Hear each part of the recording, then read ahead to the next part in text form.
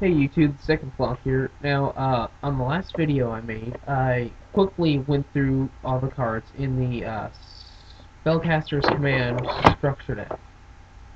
Now this time, I'm in this cards of the week and the next few, I'm going to be going over some of the cards in more detail.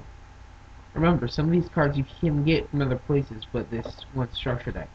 Let's go over the main card a little in more detail.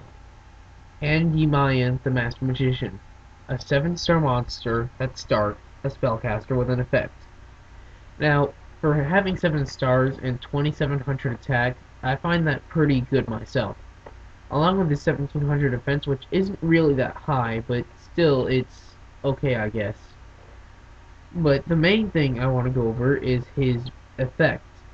You can special summon it from your hand or your graveyard by removing 6 spell counters from the field spell in this deck, which is the second main card of the deck.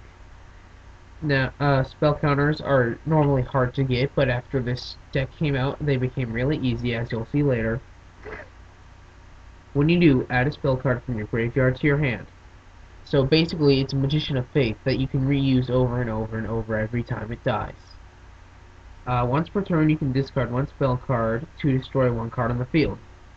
So basically, I pull back any spell card from my graveyard when this guy is summoned, and then get rid of it to either play it or get rid of it to destroy a card on the field. That's pretty good. I mean, there is no, like, they try to make it pretty much so beast, and you can make an infinite combo with 2 of these. Just bring 1 back with the thing. Like, you can make an infinite combo anyways. But in case the field spell does get destroyed somehow, because it is really hard to get rid of, you can use this to bring it back. And I mean, no, you need 2 of the field spell, not 2 of this. But this is pretty beast itself. Alright, now we've got the field spell card itself. The magical Citero of Endymion, whatever it is.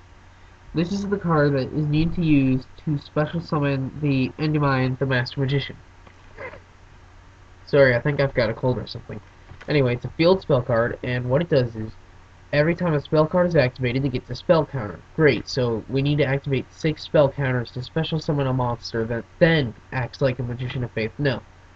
You see, when a card with a spell counter or spell counters is destroyed, place all of those spell counters on this card. This card just became a bit easier to get the 6.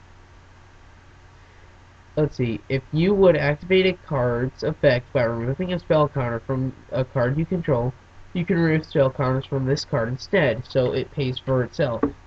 You know, its friends. If this card was to be destroyed, you can remove 1 spell counter from this card instead. So, if I use Heavy Storm to get rid of my opponent's stuff, and I don't want this 1 card to die, I just remove a spell counter. It's like in a video game you're playing, when you've got like when you're really good and you've got like 20 lives, well, every time a spell card is activated, or every time a card dies with spell counters, goes to this. Next up we've got Defender the Magical Knight. 1600 attack, 2000 defense. It's actually a light spellcaster, which is good. When this card is normal summoned, place 1 spell counter on it, max 1. Alright, remember, this is 4 stars with 1600 attack and 2000 defense. So it gets a spell counter, that's good. Once per turn, if a face-up spellcaster type monster or monsters would be destroyed, it doesn't matter how, you can remove 1 spell counter from any card you control for each of those monsters instead. So let's say my opponent Terrenal Tributes, and I've got like 5 spell counters on the field, I just get rid of the spell counters, and they're going to lose all their monsters, and I keep all mine. All I lost is spell counters, which I can get back easily. Next we've got the Summoner Monk. He's a dark spellcaster who's placed in defense position will put in play only 800 attack and 1600 defense. This card cannot be tributed, but when this... oh yeah. Okay. But once per turn, you can discard a spell card from your hand to search your deck for any level 4 monster and special summon it. It can't attack this turn, but a 4-star monster. That's simple. That's just so fun. It's just fun. That's what it is. It's fun. Now the Crystal Seer. This is a good one. It's a spellcaster water, 1 star, 100 attack and defense. You play it face down, maybe Apprentice Magician into play. When it's flipped up, you look at the top 2 cards of your deck, add one to your hand, the other goes to the bottom of your deck. This is a free draw.